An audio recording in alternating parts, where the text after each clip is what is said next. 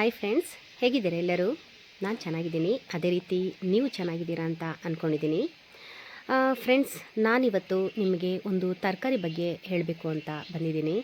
ಅಂದರೆ ಆ ತರಕಾರಿ ತುಂಬ ಒಳ್ಳೆ ಹೆಲ್ತ್ ಬೆನಿಫಿಟ್ ಇರೋಂತಹ ತರಕಾರಿ. ಅದು ಮನೆಯಲ್ಲಿ ಕೆಲವ್ರ ಮನೇಲಿ ತೊಗೊಂಬಂದರೆ ಆ ತರಕಾರಿನ ಚಿಕ್ಕದ್ರಿಂದ ದೊಡ್ಡವ್ರ ತನಕನೂ ಯಾರು ತಿನ್ನೋಕ್ಕೆ ಕೇಳೋದೇ ಇಲ್ಲ. ಆದ್ರೂ ಅದು ಹೆಲ್ತಿಗಂತೂ ಸಖತ್ ಒಳ್ಳೆ ತರಕಾರಿ. ಅದು ತಿಂದಷ್ಟು ತುಂಬಾ ಒಳ್ಳೆಯದು. ಮಕ್ಕಳಿಗೆ ಹೊಟ್ಟೆ ನೋವು ಬಂದಾಗ, ಅಂದರೆ ಅವರಿಗೆ ಸಿಹಿ ತಿಂದಾಗ ಹೊಟ್ಟೆ ನೋವು ಬರುತ್ತೆ, ಆವಾಗ ಈ ತರಕಾರಿನ ಕೊಟ್ಟರೆ ತುಂಬ ಒಳ್ಳೆಯದು. ಆದರೆ ಮಕ್ಕಳು ತಿನ್ನೋಕ್ಕೆ ಕೇಳೋದೇ ಇಲ್ಲ. ಅದು ಯಾವ ತರಕಾರಿ ಅಂದರೆ ಅದೇ ಹಾಗಲಕಾಯಿ ಫ್ರೆಂಡ್ಸ್. ಹಾಗಲಕಾಯಲ್ಲಿರುವಂತಹ ಒಳ್ಳೆ ಕಂಟೆಂಟ್, ಅದರಲ್ಲಿ ಫೈಬರ್ ಇದೆ, ಮತ್ತು ಶುಗರ್ ಪೇಷಂಟ್ ಅವರಿಗೆ ಮತ್ತು ಎಲ್ಲರಿಗೂ ಸಮೇತ ತುಂಬಾ ಒಳ್ಳೆ ತರಕಾರಿ. ಅದು ತುಂಬ ಹೆಲ್ತ್ ಬೆನಿಫಿಟ್ ಅದರಲ್ಲಿದೆ ಫ್ರೆಂಡ್ಸ್. ಆದರೆ ಮನೆಯಲ್ಲಿ ಕೆಲವರು ತಿನ್ನೋದಿಲ್ಲ, ಯಾಕಂದರೆ ಅದು ಕಹಿ ಇರೋದು ಕಾರಣ ಮನೆಯಲ್ಲಿ ಯಾರು ತಿನ್ನೋಕ್ಕೆ ಕೇಳೋದಿಲ್ಲ. ಆದರೆ ಅದನ್ನು ಕಹಿನೇ ಇಲ್ದಲೇ ತುಂಬ ಚೆನ್ನಾಗಿ ಮಾಡಿಕೊಟ್ರೆ ಎಲ್ಲರೂ ತಿಂತಾರೆ. ನೋಡೋಕ್ಕೋದ್ರೆ ನಮ್ಮನೇಲೂ ಸಮೇತ ಯಾರು ತಿಂತಾನೇ ಇರಲಿಲ್ಲ ತರಕಾರಿ ಅದು ಹಾಗಲಕಾಯಿ. ಆದರೆ ಈಗ ವಾರಕ್ಕೆ 2 ಸಲ ಆದರೂ ನಾವು ಅದನ್ನು ಮಾಡೇ ಮಾಡ್ತೀವಿ. ಎಲ್ಲರೂ ತುಂಬ ಚೆನ್ನಾಗಿದೆ ಅಂತ ತಿಂತಾರೆ. ಅದಕ್ಕೆ 2 ಟಿಪ್ಸ್ ಇದೆ. ಕಹಿನೇ ಆಗದಲೇ ಇರೋ ರೀತಿಲಿ ಮಾಡಬೇಕು ಅಂದರೆ 2 ಟಿಪ್ಸ್ ಇದೆ ಫ್ರೆಂಡ್ಸ್. ನಾನು ನಮ್ಮನೇಲಿ ಮಾಡೋ ರೀತಿಯಲ್ಲಿ ನಾನು ಹೇಳ್ಕೊಡ್ತೀನಿ. ಅದೇ ರೀತಿ ನಿಮ್ಮನೇಲೂ ಮಾಡಿ ಎಲ್ಲರಿಗೂ ಕೊಡಿ. ಎಲ್ಲರೂ ಆರೋಗ್ಯವಾಗಿರಿ. ತುಂಬ ಒಳ್ಳೆ ತರಕಾರಿ ಇದು. ಇದನ್ನು ಮಾತ್ರ ಸ್ಕಿಪ್ ಮಾಡಲೇಬೇಡಿ. ಮನೆಯಲ್ಲಿ ವಾರಕ್ಕೊಂದು ಸಲ ಆದ್ರೂ ತೊಗೊಂಬಂದು ತಿನ್ನಿ ಫ್ರೆಂಡ್ಸ್.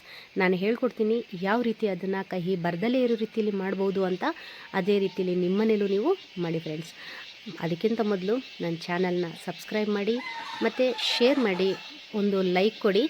ಮತ್ತು ನಾನು ಮಾಡಿರೋ ಈ ತರಕಾರಿ ಪಲ್ಯನ ಯಾವ ರೀತಿ ಆಗಿದೆ ಅನ್ನೋದನ್ನ ನೀವು ಕಮೆಂಟ್ಸ್ ಮಾಡಿ ಹೇಳಿ ಫ್ರೆಂಡ್ಸ್. ಓಕೆ, ಬನ್ನಿ ಯಾವ ರೀತಿ ಮಾಡೋದು ಆ ತರಕಾರಿ ಪಲ್ಯನ ಅಂತ.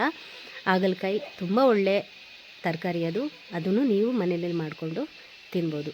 ಬನ್ನಿ ನಾನು ಹೇಳ್ತೀನಿ. 2 ಟಿಪ್ಸು ಇದೆ. ಆ ಟಿಪ್ಸ್ ಪ್ರಕಾರ ಮಾಡಿದ್ರೆ ಕಹಿನೇ ಬರೋದಿಲ್ಲ ಫ್ರೆಂಡ್ಸ್. ನೋಡಿ, ಇದೇ ಹಾಗಲಕಾಯಿ.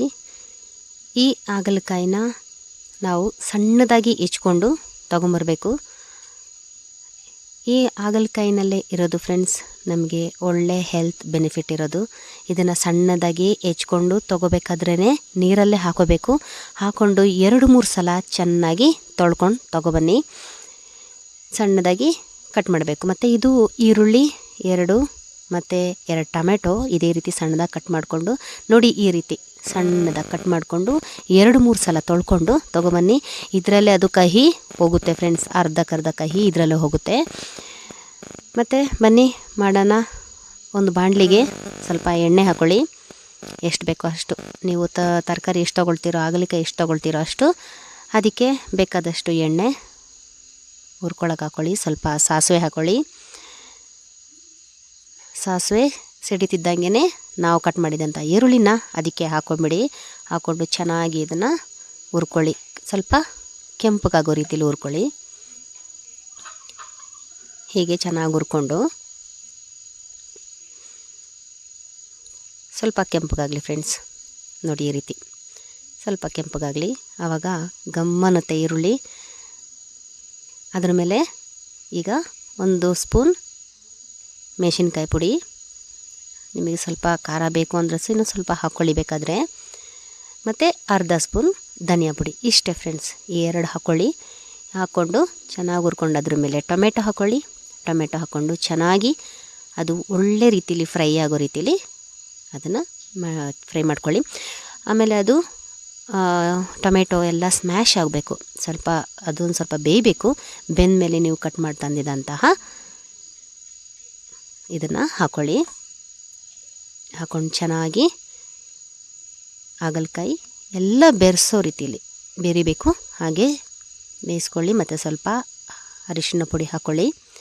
ಹಾಕ್ಕೊಂಡು ಚೆನ್ನಾಗಿ ಬೇಯಿಸ್ಕೊಳ್ಳಿ.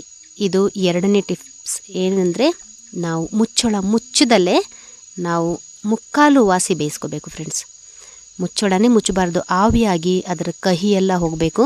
ಅದಕ್ಕೆ ಸ್ವಲ್ಪ ನೀರು ಹಾಕಿ ಹಾಗೆ ಬೇಯಿಸ್ಕೊಳ್ಳಿ. ಆವಾಗವಾಗ ಕೈ ಆಡಿಸ್ಕೊಳ್ತಾನೆ ಇರಿ. ಚೆನ್ನಾಗಿ ಬೇಯಬೇಕದು. ಮಾತ್ರ ಮುಚ್ಚಳನೇ ಮುಚ್ಚಬೇಡಿ, ಆವಿಯಾಗಿ ಹೋಗಬೇಕು, ಕಹಿ ಎಲ್ಲ ಆವಿಯಾಗಿ ಹೋಗಬೇಕು, ಆವಾಗಲೇ ಕಹಿ ಅದು ಒಡೆಯೋದು ಫ್ರೆಂಡ್ಸ್. ಕೆಲವರು ಮುಚ್ಚಳ ಮುಚ್ಚಿಬಿಡ್ತಾರೆ, ಹಾಗಾಗಿ ಅದು ಆವಿ ಒಳಗೇ ಬಿದ್ದು ಕಹಿ ಆಗಿ ಉಳ್ಕೊಂಬಿಡುತ್ತೆ. ಆಮೇಲೆ ಕೊನೆಯದಾಗಿ ಬೆಲ್ಲ ಸ್ವಲ್ಪ ಹಾಕ್ಕೊಳ್ಳಿ. ಬೆಲ್ಲದ ಪುಡಿ ಇದ್ದರೆ ಬೆಲ್ಲದ ಪುಡಿ ಹಾಕ್ಕೊಳ್ಳಿ. 90 ಭಾಗ ಬೆಂದ ಮೇಲೆ ಬೆಲ್ಲದ ಪುಡಿ ಹಾಕ್ಕೊಂಡು ಚೆನ್ನಾಗಿ ಬೆರೆಸಿ ನೋಡಿ. ಈ ರೀತಿ ಚೆನ್ನಾಗಿ ಗೊಜ್ಜು ರೀತಿಲಿ ಆಗುತ್ತೆ. ಚೆನ್ನಾಗಿ ಬೇಯಬೇಕು ನೋಡಿ, ಈ ರೀತಿ ಬೇಯಬೇಕದು. ಅಷ್ಟು ಬೇಯೋ ತನಕನೂ ಮುಚ್ಚಳ ಮುಚ್ಚದಲ್ಲೇ ಬೇಯಿಸ್ಕೊಳ್ಳಿ. ಕೊನೆಯದಾಗಿ 10% ಇದೆ ಅನ್ಬೇಕಾದ್ರೆ ಸ್ವಲ್ಪ ಮುಚ್ಚಳ ಮುಚ್ಚಿ ಚೆನ್ನಾಗಿ ಬೇಯಿಸಿ ತೆಗೀರಿ. ಅಷ್ಟೇ ಫ್ರೆಂಡ್ಸ್. ನೋಡಿ ಎಷ್ಟು ಚೆನ್ನಾಗಾಗಿದೆ ಅಂದರೆ ಅದು ಕಹಿ ಮುಚ್ಚಳ ಮುಚ್ಚದಲ್ಲೇ ಬೇಯಿಸ್ತೀವಲ್ಲ ಅದರಲ್ಲೇ ಹೋಗ್ಬಿಡುತ್ತೆ ಕಹಿ. ಆಮೇಲೆ ಬೆಲ್ಲ ಹಾಕಿ ಕೊನೆಯದಾಗಿ ಆಮೇಲೆ ನೀವು ಮುಚ್ಚಳ ಮುಚ್ಚಿ ಸ್ವಲ್ಪ ಬೇಯಿದ ಮೇಲೆ ತುಂಬ ಚೆನ್ನಾಗಾಗುತ್ತೆ ನೋಡಿ. ತುಂಬ ಟೇಸ್ಟಾಗಿದೆ. ನಿಮ್ಮ ಮನೇಲೂ ಇದೇ ರೀತಿ ಚೆನ್ನಾಗಿ ಮಾಡಿ, ಇದೇ ರೀತಿ ಆಗುತ್ತೆ ಫ್ರೆಂಡ್ಸ್. ಎಲ್ಲರಿಗೂ ಕೊಡಿ, ಆರೋಗ್ಯವಾಗಿರಿ, ಎಲ್ಲರೂ ತಿನ್ನಿ. ವಾರಕ್ಕೊಂದ್ಸಲ ಆದ್ರೂ ಈ ತರಕಾರಿ ತಿನ್ನಿ ಫ್ರೆಂಡ್ಸ್.